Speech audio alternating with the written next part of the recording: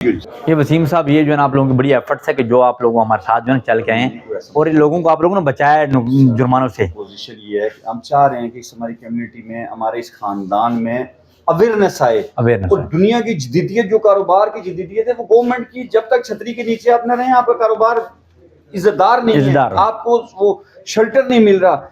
आप अगर इदारे में जाएंगे तो आपको शेल्टर तभी मिलेगा जब आपके पास लाइसेंस है, आपके पास शनाख्त है कि हम अपने कंट्री को, अपने स्टेट को टैक्स दे रहे हैं। बाइज्जत आप ताजर बने, बाइज्जत ट्रेडर्स बने उसी सूरत में है कि जब आप टैक्स देंगे तो।